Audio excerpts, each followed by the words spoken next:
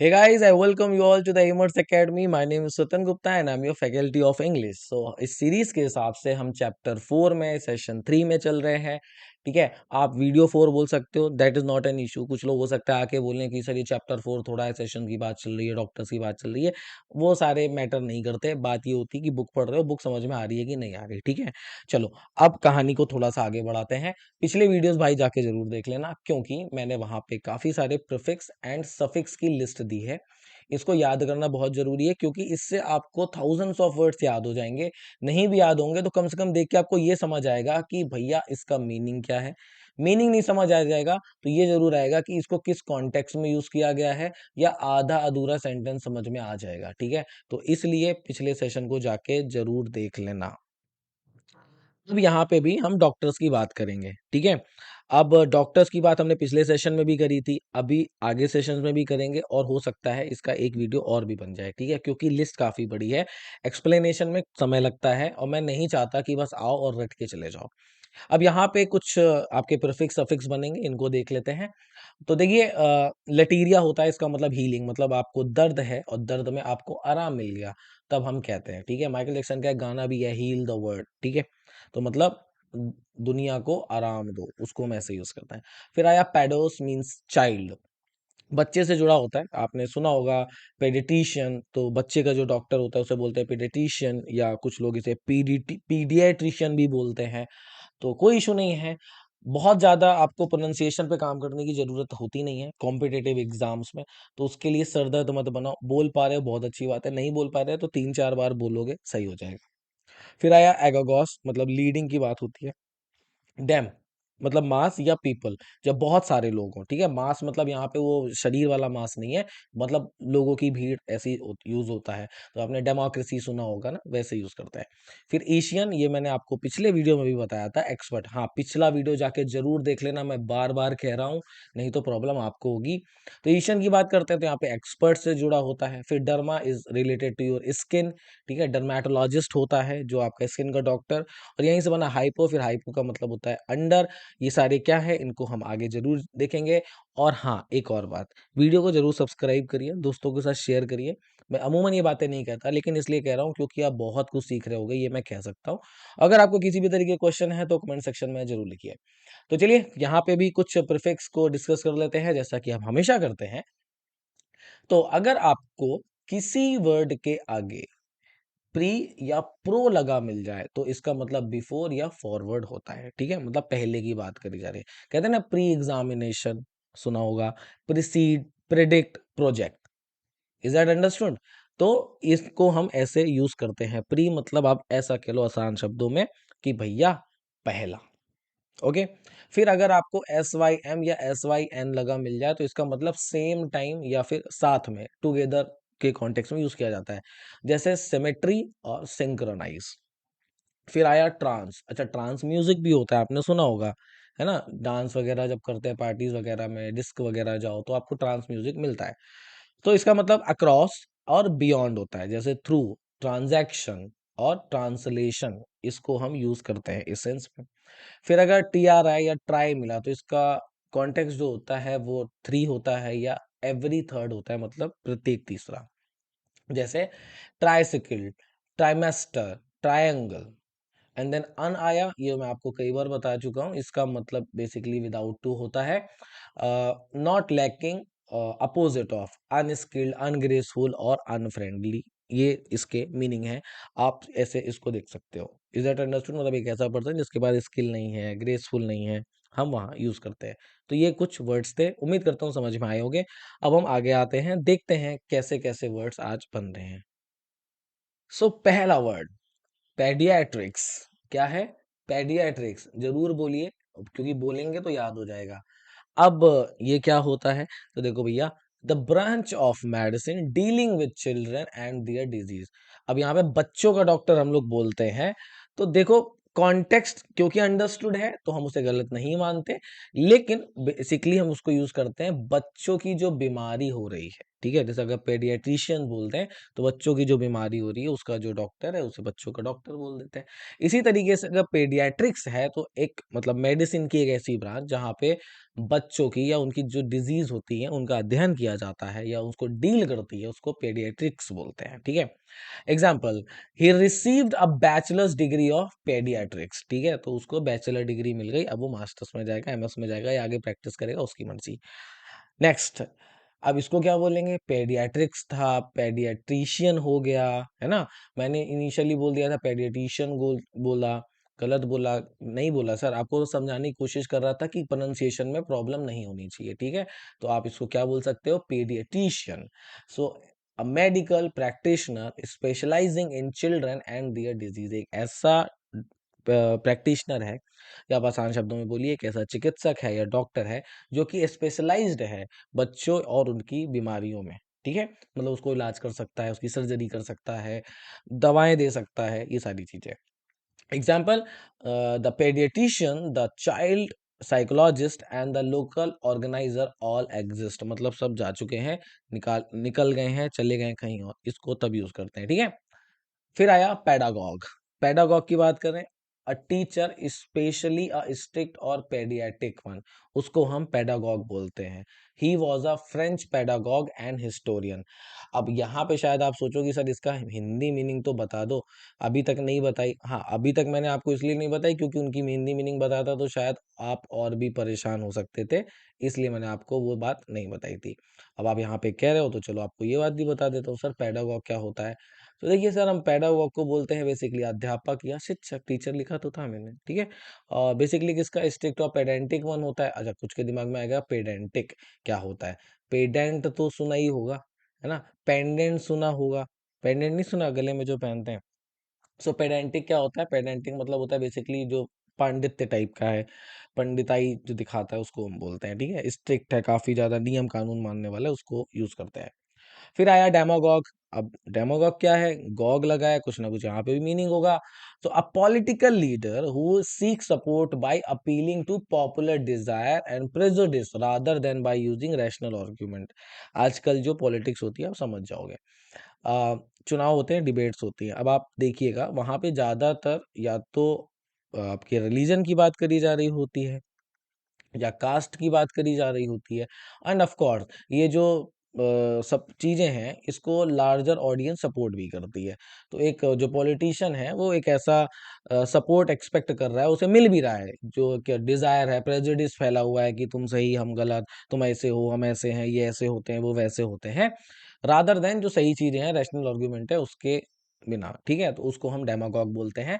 Example, the demagogue has won people support, वही वाली बात आ गई जो मैंने आपको जोड़ के बताई, इसलिए मैंने आपको एग्जाम्पल दिया सीधे सीधे। तो ये बात याद रखना कि डेमागॉग कैसे पर्सन को, एक ऐसा पर्सन जो कि जो समाज में फैला हुआ है कि भैया ये सारी समस्याएं हमारे साथ हो रही हैं, हम अकेले पढ़ रहे हैं, हम छोटे हैं, हम बड़े हैं, ऐसी चीजें आ जाती हैं, तो आपको याद रखना है। ठीक है सॉरी। फिर आया डर्मा और फिर आया हाइपो। डर्मा स्किन से जुड़ा होता है, हाइपो अंडर से जुड़ा होता है। आपने वो वाला एड देखा होगा, आया मौसम ठंडे ठंडे डर्मी कूल का, है ना। तो डर्मी मतलब स्किन, अब पाउडर का एड था वो, तो ऑफ कोर्स आपकी स्किन पे जाएगा। अब यहाँ से डर्मी कूल आपको याद हो गया, शायद आप में से काफी सारे लोगों ने कभी नहीं सुना होगा। तो अब यहाँ से कुछ बनता है क्या, हाँ जी बनता है, इसको देख लेते हैं। आप वर्ड को ब्रेक कर लीजिए, डर्मा लॉजी और आईएसटी हो गया, एजी ओजी लोजी। तो डर्मेटोलॉजिस्ट कौन हो गया, स्किन स्पेशलिस्ट डॉक्टर, एक ऐसा डॉक्टर जो कि स्किन स्पेशलिस्ट है, होता नहीं है दाग दाग धब्बे हो जाए डॉक्टर के पास जाइए, सफेद दाग हो गए डॉक्टर के पास जाइए, दाने हो रहे हैं तो आप जाते हैं, तो बेसिकली आप डर्मेटोलॉजिस्ट के पास जाते हैं। लेकिन हमारे यहाँ क्या होता है कि बहुत सारे ऐसे झोला छाप डॉक्टर भी उस सबका इलाज कर देते हैं, ऐसा नहीं होता है।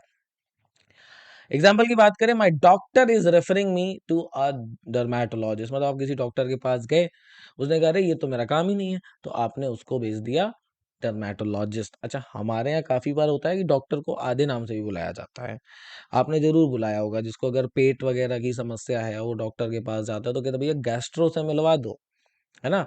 जबकि गैस्ट्रो नहीं होता है, आप आधा बोल रहे हो। पूरा क्या होता है वो आप मुझे कमेंट सेक्शन में बताएँगे। चलिए अब बात करते हैं हाइपोडर्मिक, क्या होता है? Penetrating under skin. अब पेनिट्रेट करना क्या होता है? भैया अंदर जाना होता है ना।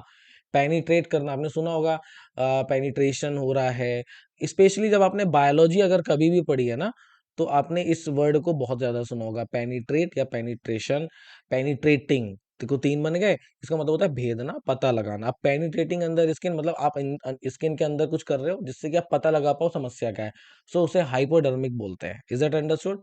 Example, they may use hypodermic syringe to inject the drug into their blood stream. ठीक है, तो वह हाइपोडर्मिक सिरिंज को यूज कर सकते हैं। सिरिंज मतलब पता है ना, आप देखते होगे कुछ ऐसा होता है, ये इंजेक्शन निकला, यहाँ से आपने ऐसे पुश कर दिया पिचकारी जैसा। ठीक है, syringe to inject the drug into the blood stream. फिर एपिडर्मिस आ गया। अब एपिडर्मिस क्या होता है? Outer layer of skin. आपकी जो स्किन है ना, उसकी जो आउटर लेयर होती है, सबसे बाहर की परत होती है, उसे एपिडर्मिस बोलते हैं। डर्म मीन्स आपको अभी भी बता के आया कि भैया ये आपकी जुड़ा है स्किन से। Example, the external layer of skin is called epidermis. ठीक है, जो आपकी एक्सटर्नल लेयर है उसे एपिडर्मिस बोलते हैं। अब एक बात हो रही होगी, कुछ लोग कह रहे हैं सर सिनोनिम्स तो बता दो। भाई मैं इनके सिनोनिम्स आपको कैसे बता सकता हूँ? एपिडर्मिस का आपका क्या सिनोनिम बताऊं, या आपको डर्मेटोलॉजिस्ट का क्या सिनोनिम बताऊं? डॉक्टर का सिनोनिम तो नहीं कर सकते ना। तो कुछ चीजों के शायद संभव नहीं होते, होंगे भी तो आपको इंटरनेट पे जाओगे कुछ ना कुछ मिलेगा। बट होता है कि बिना वजह सर दर्द नहीं बनाना चाहिए। फिर आया taxidermist, one who prepares stuff and mounts the skin of animal. तो क्या हुआ? एक ऐसा पर्सन जो प्रिपेयर करता है स्टफ को। अब वो कैसा स्टफ हो सकता है? तो इस वर्ड को आप देख सकते हो, देखो टैक्सीडर्मिस्ट में आपको एक टैक्स जैसा कुछ दिख रहा होगा, तो टैक्सीडर्मी भी होता है और टैक्सीडर्मिस्ट भी होता है, टैक्सी ड्राइवर भी होता है, बट वो वाली बात यहाँ पे करनी नहीं है। तो बेसिकली टैक्सीडर्मिस्ट होता है चर्म प्रसादक। बड़ा खतरनाक वर्ड है, इसीलिए बोला करता हूँ कि हिंदी में भी बहुत ज्यादा जरूरत होती नहीं है जानने की। और टैक्सीडर्मी की बात करें तो चर्म प्रसाधन। तो बेसिकली जो प्रिपेयर करता है, माउंट करता है स्किन ऑफ एनिमल, जो स्किन वगैरह जानवरों की जो स्किन होती है उसको माउंट करने का काम करे। Example, he is probably the country's top taxidermist, he is sick to the gills and eating salmon. ठीक है, तो वह पक चुका है। यहाँ सिक का मतलब बीमार नहीं है, इसका मतलब पक चुका है, अब वो चीज नहीं करना चाहता। अब पैकीडर्म बोलते हैं animal with unusual thick skin. Pachyderm बोलते हैं जिसकी बहुत मोटी स्किन होती है, जैसे गेंडा है ना, उसको हम पैकीडर्म बोल सकते हैं क्योंकि वो पैकीडर्म के अंदर आएगा। इसके अलावा कोई और हो सकता है, मगरमच्छ हो सकता है, आप उसके लिए भी यूज करते हैं। सो पैकीडर्म समझ आ गया। ठीक है, पैकी कहीं दिख जाए तो समझ लेना कुछ मोटा सा है, थिक सा है, उसके लिए यूज करते हैं। एंड पैकीडर्म, सॉरी, इस pachyderm pictured at Addo Elephant National Park, the Eastern Cape region of the South Africa. ये एग्जाम्पल है, याद कर लेना, कोई बड़ी चीज नहीं है, समझने के लिए था। हर चीज की मैं हिंदी नहीं बताऊंगा, ये याद रखना। आपके सामने एग्जाम्पल इसलिए क्योंकि आप भी पढ़ो उसको एक बार। फिर आया डर्मेटिटिस। क्या? डर्मेटिटिस, इसको क्या कहते हैं? Skin inflammation, irritation and infection. अच्छा, अब एक बात बताओ, अगर आपको इन्फ्लेमेशन हो रहा है तो आप उसे क्या कहोगे? बताइए। इन्फ्लेमेशन हो रहा है तो उसे क्या कहेंगे? सर उसे सूजन या जलन कहते हैं। याद रखना कि अगर आपको जलन हो रही है, वहां पे वो जेलिसी मत यूज कर देना। अगर आपको इरिटेशन हो रहा है तो आप क्या यूज करोगे, मतलब उसको क्या कॉन्टेक्स्ट निकालोगे? तो एक तो गुस्सा होता है, चिढ़ होती है। इसका मतलब अगर आपको वहां पे जलन हो रही है तो भी यूज करते हैं, खुजली वगैरह में इसको यूज किया जाता है। इरिटेशन हो रही है मतलब आपको थोड़ी खुजली हो रही है। इन्फ्लेमेशन को बेसिकली सीधे सीधे जलन से यूज किया जाता है। और infection you know very well कि आपने कोई चीज गलती से लगा ली, उसके लिए आपने यूज कर लिया, तो हम उसे बोलते हैं इन्फेक्ट होता है, इन्फेक्टेड होता है, इन्फेक्टर भी होता है, इन्फेक्शन होता है, इन्फेक्टिव भी होता है। काफी सारे वर्ड्स हैं यहाँ पे जो मैंने आपको बताए। तो बेसिकली बुरा असर हो जाए तो हम उसके लिए इन्फेक्शन यूज करते हैं, और ये नाउन है, ION लगा है, आप देख सकते हैं। और पहले सेशन में मैंने आपको ION बताया था कैसे काम करता है। Example, the excessive rubbing, lip biting and scratching can cause dermatitis. Example से आपको इसका कॉन्टेक्स्ट समझ में आ गया होगा कि बहुत ज्यादा रब कर दो, होठों को काट लो या स्क्रैच कर दो। ठीक है, खुजलाना कहते हैं उसको। आपने नाखूनों से खुजला दिया, उसे स्क्रैचिंग बोलते हैं। तो आपका डर्मेटिटिस बन सकता है, मतलब आपको स्किन इन्फ्लेमेशन, इरिटेशन हो सकती है। ठीक है, चलिए एक दो वर्ड्स और देखते हैं, फिर आया आपका ऑर्थो। ऑर्थो का मतलब चेंज होता है।